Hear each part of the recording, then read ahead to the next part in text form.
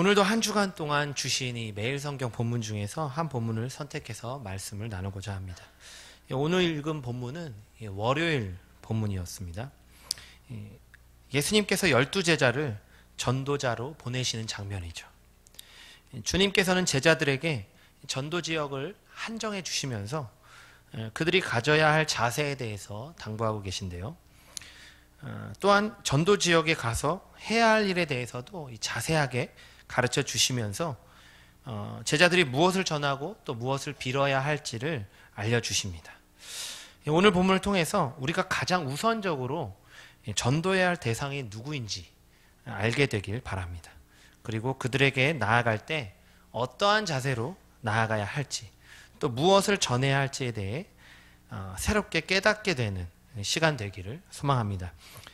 오늘 본문 5절에 보면 예수님께서 12제자를 보내시면서 이렇게 말씀하십니다. 이방인의 길로도 가지 말고 사마리아인의 고을에도 들어가지 말고.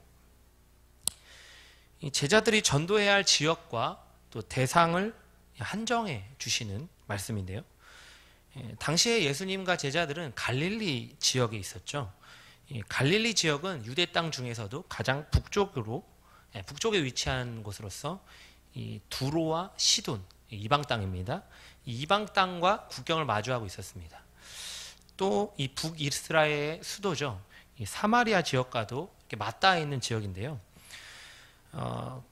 예수님께서 제자들에게 이방이나 사마리아로 가지 말라고 하신 것은 결국은 이제 갈릴리 지역 혹은 그 갈릴리 지역 이남에서 유대인들을 대상으로 전도하라는 뜻입니다.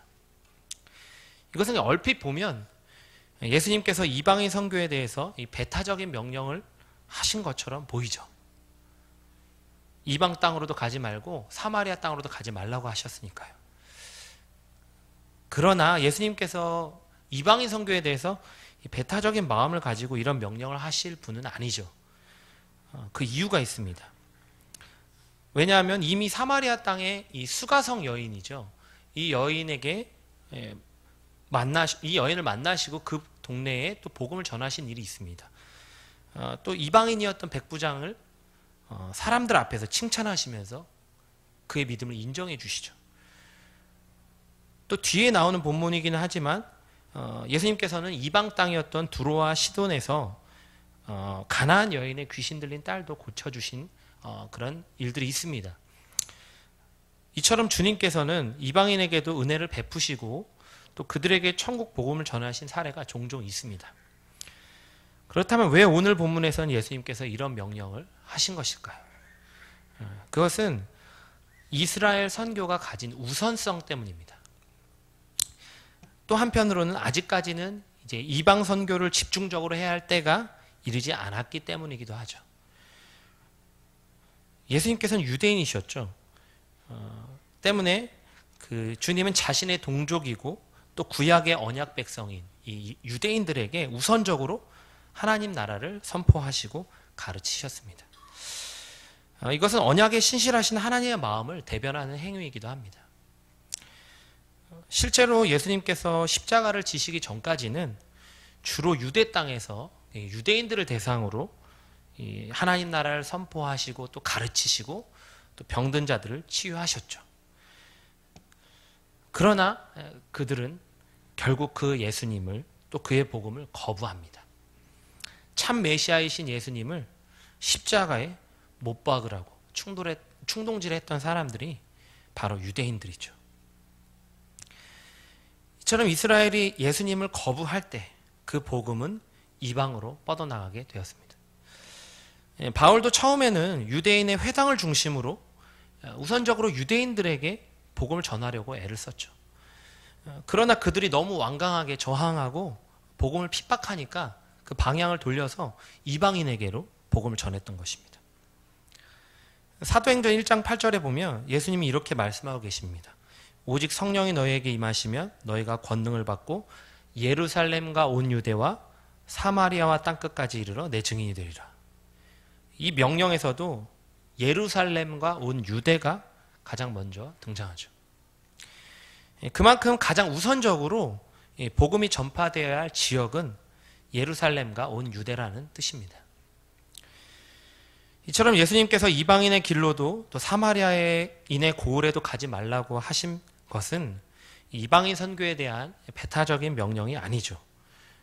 복음이 전파되어야 할 대상의 그 순서와 또 그 시기를 말씀하고 계신 것입니다. 이 명령은 주님께서 십자가를 지시고 부활하시기 전까지 지켜져야 할 이 잠정적인 선교 전략이었던 것입니다.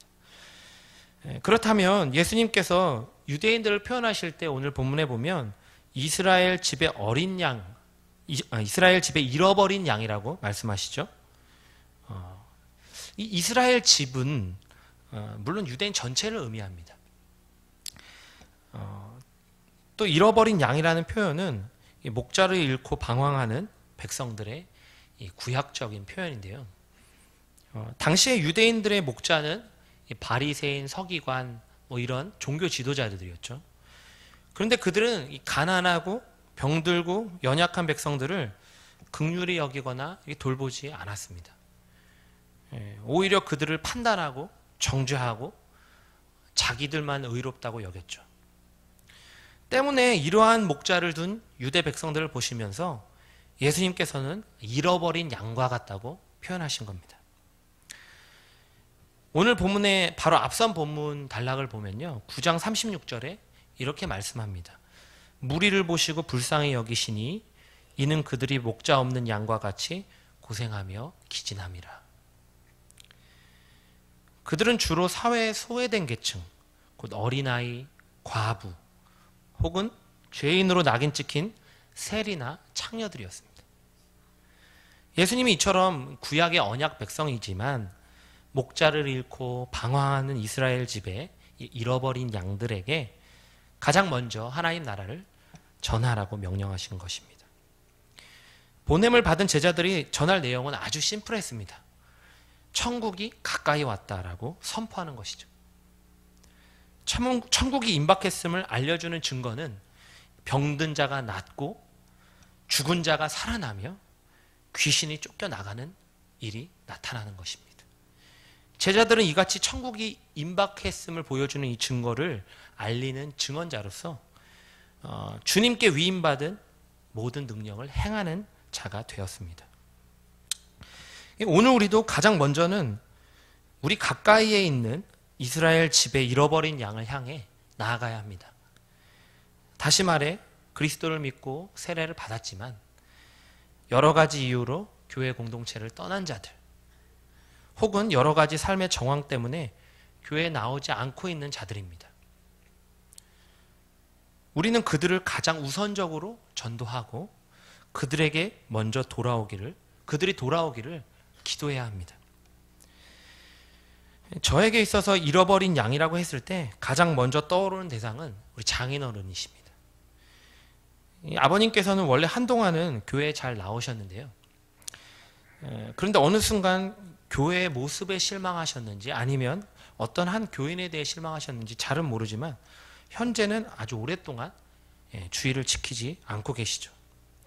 제가 목사로서 개인적으로 가장 우선적으로 시급하게 전도해야 할 대상이 있다면 그분은 장인어른이십니다. 한편 또 올해는 제가 청년부를 맡게 되었는데요.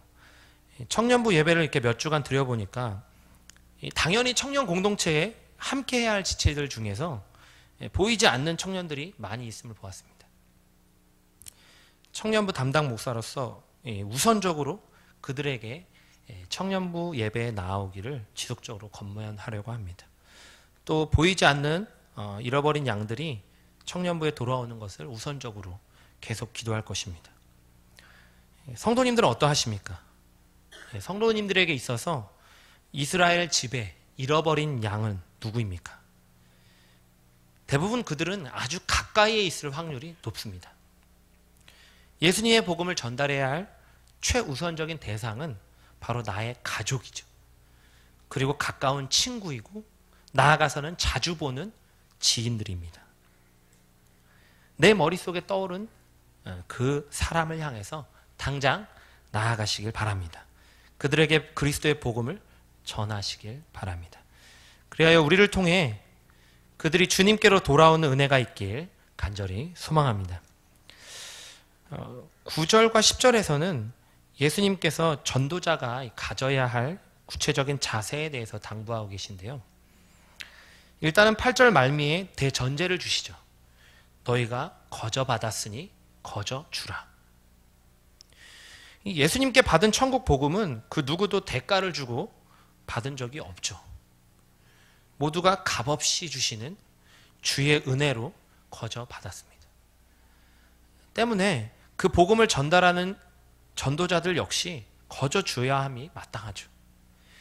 혹이라도 복음을 전해줬다는 이유로 돈을 바라거나 대가를 요구하는 것은 절대 삼가라는 주님의 명령이십니다. 9절에 너희 전대에 금이나 은이나 동을 가지지 말고 라고 말씀하고 있는데요. 이것은 첫째로는 전도 여행을 위한 불필요한 많은 자금을 가질 필요 없다라는 해석을 할 수 있습니다. 그러나 또 한편으로는 당시에 이 전대를 가지고 다니면서 전도 사역의 대가로 많은 돈을 채우려는 자들이 있었음을 암시해주는 표현이기도 합니다. 때문에 예수님은 대가를 바라고 천국 복음을 전하려는 악한 생각을 버리라고 경고하십니다. 나아가서 10절에서 주님께서는 돈은 물론이고 여행에 필요한 아주 최소한의 물품 이외에는 준비하지 말라고 하시죠. 두 벌 옷이나 신이나 지팡이조차 가지지 말라고 하십니다. 다시 말하면 전도 여행을 위해서는 옷 한 벌, 신 하나, 지팡이 하나 등 이 최소한으로 족하다는 뜻입니다. 이것은 앞서 말씀드린 것처럼 전도자는 이 최소한의 필요한 것들만을 가져야 한다는 당부이기도 한데요. 또 한편으로는 이 복음을 전하는 자로서 하나님이 명령하실 때 즉각적으로 반응하여 떠나야 한다는 이 즉각적인 순종을 강조하는 뜻이기도 합니다. 돈도 없고 여벌옷이나 신, 지팡이 등 전도 여행을 위한 준비가 미흡한 상황일 수가 있죠. 그럼에도 불구하고 주님이 가라 하시면 그 즉시 떠나야 하는 것이 전도자의 자세라는 것입니다. 일꾼이 자기의 먹을 것 받는 것이 마땅하다고 말씀하십니다. 이것은 어련히 필요한 모든 것을 채우실 하나님을 신뢰하고 그분을 믿고 나아가라는 주님의 당부이십니다. 오늘 우리도 모두 다 하나님의 복음 사역을 감당해야 할 주님의 일꾼이고 전도자입니다. 우리 역시 거저 받은 것을 거저 줘야 한다는 이 대전제를 가지고 복음을 전해야 합니다. 아마도 성도님들께서는 무언가 대가를 바라고 복음을 전하려고 하신 적은 거의 없으실 겁니다. 아마도 이 부분은 저와 같은 목회자들이 더 조심해야 할 부분인 것 같습니다. 그런데 이런 상황이라면 어떻게 하시겠습니까? 만약 여러 가지 상황이나 조건이 전혀 갖추어지지 않습니다. 갖추어져 있는 상황이 아닌데 하나님이 어떤 일을 시작하라고 하시는 겁니다. 하나님이 하라고는 하시는데 당장 그 일을 하기에는 내 상황이나 여건이 전혀 준비되지 못했습니다. 만약 이런 경우에 어떻게 하시겠습니까? 혹시 여러 가지 핑계를 대면서 그 일을 피하시진 않는지요?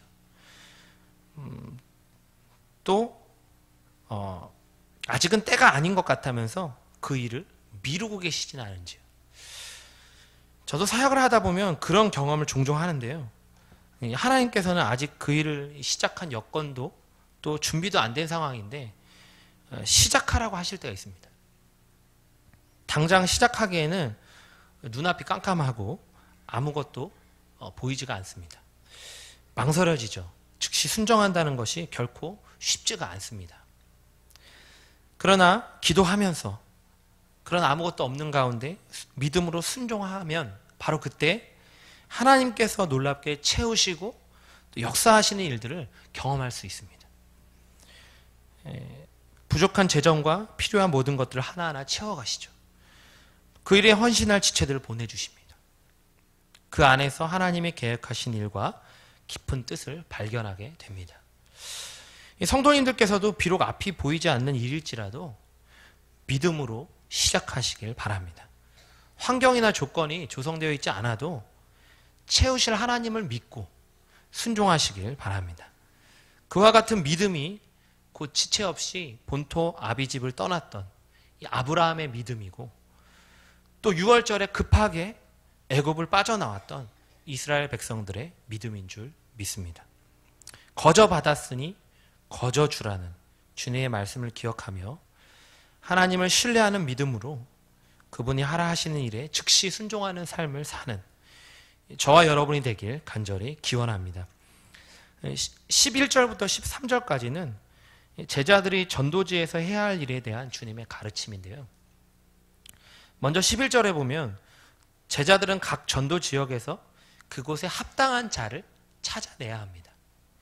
여기서 합당한 자라고 함은 경제적으로 부유하거나 또 높은 신분을 가진 자라는 뜻은 아닙니다. 합당한 자는 복음의 가치를 인정하고 그 복음을 전달해 준 제자들을 기쁨으로 섬길 마음의 준비가 된 자입니다. 그가 합당한 자죠.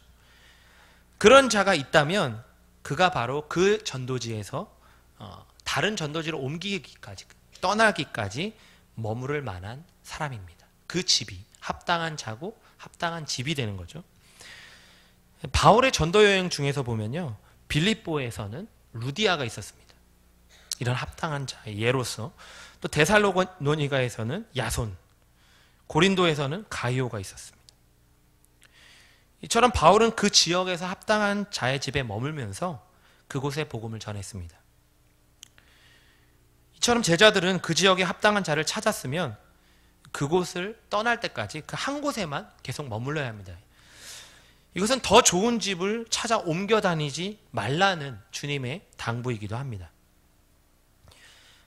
어쨌든 그 합당한 자를 찾아서 그 집에 머물게 되면 제자들이 그곳에서 마땅히 해야 할 일이 있는데요. 그것은 바로 그 집에 평안을 비는 일입니다. 12절에 평안을 빌라라는 말은 원어적으로는 무난하다, 인사하다라는 뜻입니다. 아시다시피 유대인의 인사는 샬롬이죠. 제자들은 복음을 그 집에 전달함과 동시에 샬롬으로 무난해야 하는 겁니다. 평안을 비는 것은 먼저는 그들의 고난과 어려움을 위로하고 또 힘을 북돋는 것입니다. 세상이 줄 수 없는 그리스도의 평안은 그들의 병든 마음과 육체를 치유하는 능력이 있습니다. 더 나아가서는 그들이 그리스도의 종말론적인 구원을 바라보게 함으로써 그들에게 평안이 임하기를 비는 것입니다. 이 종말론적인 구원을 바라보게 하는 거죠. 이 땅에서 고생하며 기진하여 소망이 없는 자들에게 임박할 천국에 대한 소망을 주는 일입니다. 예수님께서도 요한복음 20장에 보면 부활하신 직후에 낙담해 있는 제자들에게 나타나셔서 2번이나 반복해서 말씀하시죠. 너희에게 평강이 있을지어다. 평강이 있을지어다.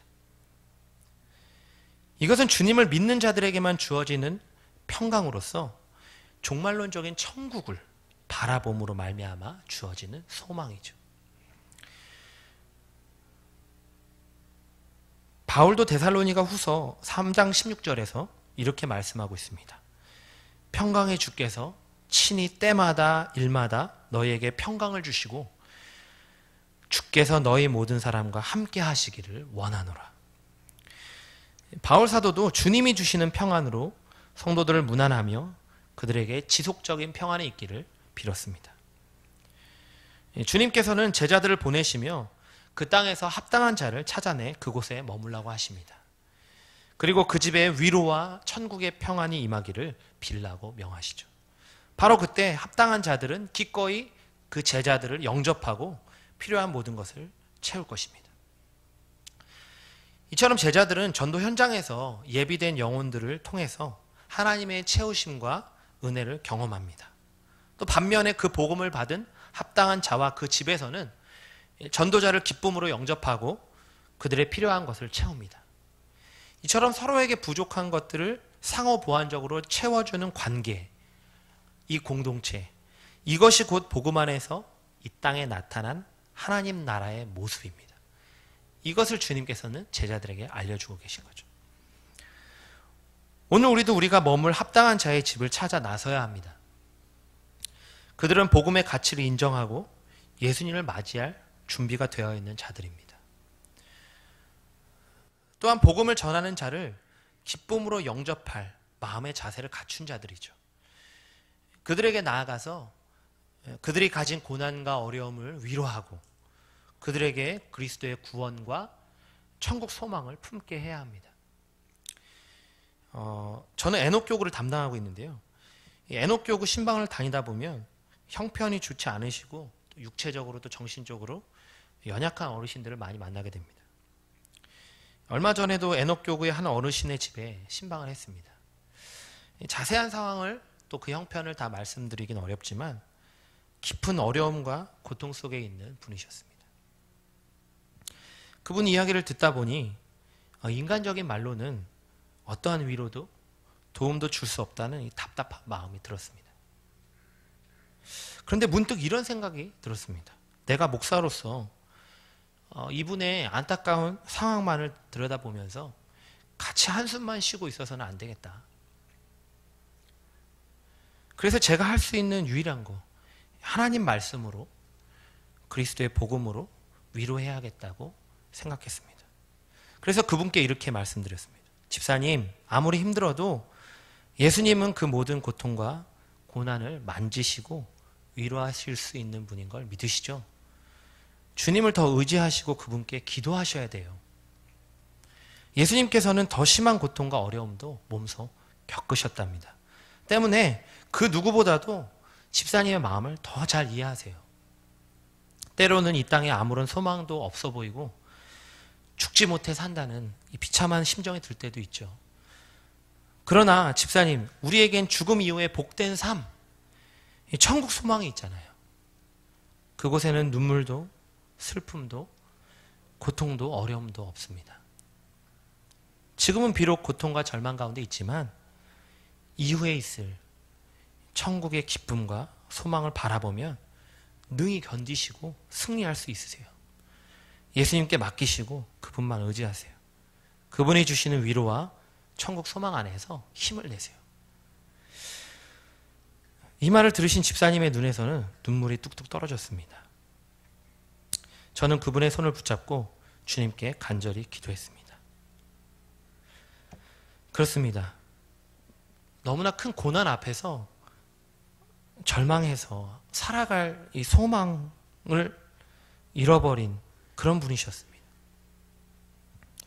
그분 앞에서 저는 인간적으로는 아무런 말도 할 수 없었습니다. 그러나 하나님의 말씀으로 예수 그리스도의 복음으로는 위로와 소망을 전할 수 있었습니다. 이처럼 고난을 위로하고 천국 소망을 갖게 하는 것, 이것이 우리가 해야 할 일이고 곧 평안을 비는 일인 줄 믿습니다. 주변 사람들에게 이처럼 평안을 빌고 복음을 전달하시길 바랍니다. 그들의 고난을 위로하고 천국 소망을 불어넣으시는 삶을 사시길 바랍니다. 그래야 복음을 맞이할 준비가 된 합당한 자를 찾아서 그 집에 평안을 비는 능력의 삶을 사는 저와 여러분이 되길 간절히 소망합니다. 말씀을 정리하겠습니다. 주님께서는 12제자들을 보내시며 이스라엘 집에 잃어버린 양에게로 가라고 하셨습니다. 오늘 우리에게 보내주신, 보여주신 잃어버린 영혼들에게 우선 그분들에게 나아가시길 바랍니다. 그들에게 그리스도의 복음을 전하시길 바랍니다. 또한 돈이나 두벌 옷이나 신, 지팡이를 가지지 말고 거저 받았으니 거저 주라고 하셨습니다. 하나님이 가라 하실 때 하라 하시는 일에 즉각적으로 순종하여 그분이 채우시는 역사를 경험하시길 바랍니다. 끝으로 복음에 합당한 자를 찾아 그 집에 평안을 빌라고 하셨죠. 우리가 그리스도의 말씀으로 고난 가운데 있는 자들을 위로하고 그들에게 천국 소망을 품게 하는 자가 되길 소망합니다. 그리하여 그리스도의 복음을 들고 잃은 양을 찾아가 그 집에 평안을 빌고 하나님 나라를 세워가는 저와 여러분이 되길 주님의 이름으로 간절히 축원합니다. 기도하겠습니다.